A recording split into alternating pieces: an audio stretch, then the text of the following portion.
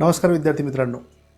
Today we are going to learn chapter number 2, plants, structure and functions. What we learn in this chapter: structure and function of roots, structure and function of stems, structure and function of leaves, structure and function of flowers, structure and function of fruits. The root, stem, leaves, flowers, fruits, etc. of different plants are different. We can identify plants with the help of these different characteristics. Let us now acquaint ourselves with these plants' organs in greater detail. वेगवेगळ्या वनस्पतींचे मूळ, खोड, पाने, फुले, फळे इत्यादी वेगवेगळी असतात. या विशेष गुणधर्मांचा वापर करून आपण वनस्पतींना ओळखतो. आपण वनस्पतींच्या अवयवांची आता सविस्तर ओळख करून घेऊया. पहिला मुद्दा आहे रूट म्हणजे मुळे. The part that grows above the soil, it is called limule. तर जमिनीच्या वर वाढणाऱ्या भागास आपण अंकुर असे म्हणतो. The part that grow from inside the seed towards the soil, it is called radicle. बीच्या आतून जमिनीच्या दिशेने वाढणाऱ्या भागास आपण आदिमूळ असे म्हणतो. The root that forms from a radicle grows into the ground. The root is thick near the ground and gradually tapers to a pointed end.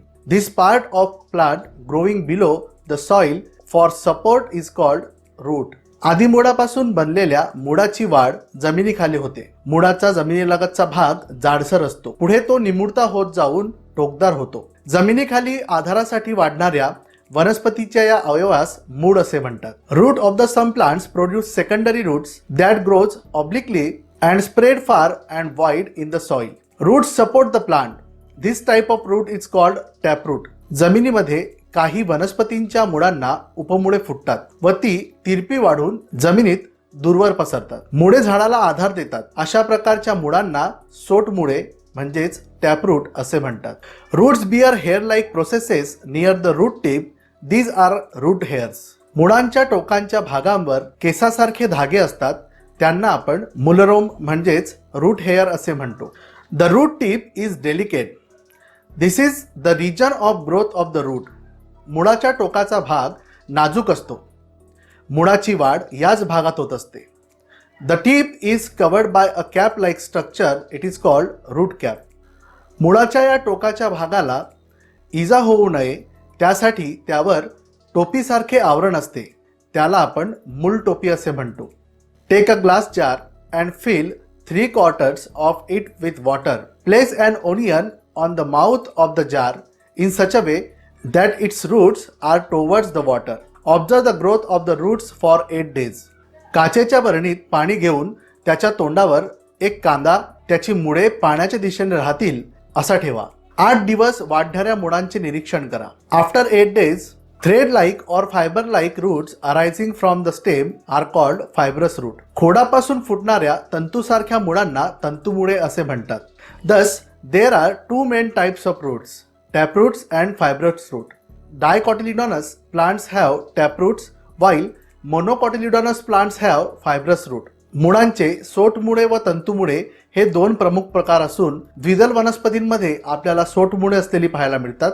For example, डायकॉटिलिडोनस plants मेज अँड सोरघम, मका आणि जवार. तर एकदल वनस्पतीमध्ये आपल्याला तंतुमुळे असलेली पाहायला मिळतात. For example, monocotyledonous plants mustard, onion and coriander, मोहरी, कांदा आणि कोशिंबीर. अशा प्रकारे आपल्याला मुळांचे प्रमुख दोन प्रकार असलेले पाहायला मिळतात. The next topic is some other types of roots. मुळांचे आणखी काही प्रकार आपण बघूया. First one is adventitious root. Some roots are underground, whereas some grow from the stem just above the soil. The latter are called adventitious root.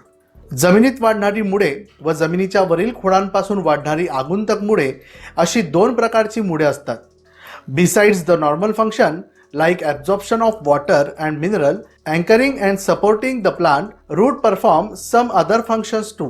माती घट्ट धरून ठेवणे, पाणी, खनिजे व क्षार शोषून घेणे, आधार देणे अशी विविध कार्य मुळांना करावी लागतात.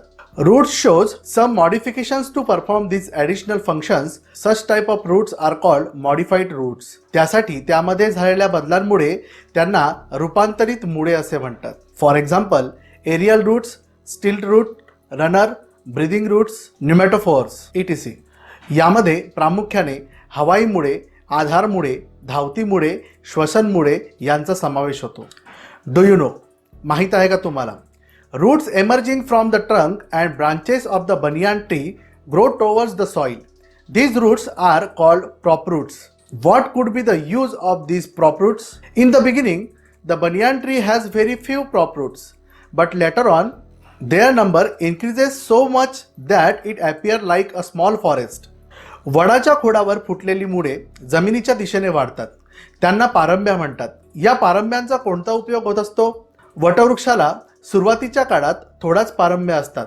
कालांतराने या पारंब्यांची संख्या वाढून त्यांचे जंगल तयार होते. In Kolkata, a 250-year-old banyan tree in the Indian Botanical Garden covers a very large area.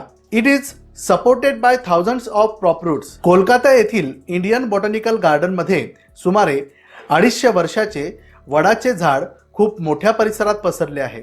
या झाडाला हजारो पारंब्या आहेत. अशा प्रकारे आपल्याला मुळांचे विविध प्रकार पाहायला मिळतात. The next topic is structure and function of stem.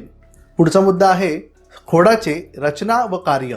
The stem grows above the soil from the plumule of the sprouting seed. रुजणाऱ्या बीजातील जमिनीच्या वर वाढणाऱ्या अंकुरापासून खोडाची वाढ जमिनीच्या वर होते. As the sprout grows the length of the stem gradually increases to.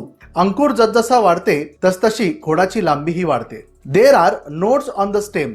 Leaves come out at the nodes. खोडावर पेरे असतात. ज्या ठिकाणी पेरे असतात तेथे पाने फुटतात.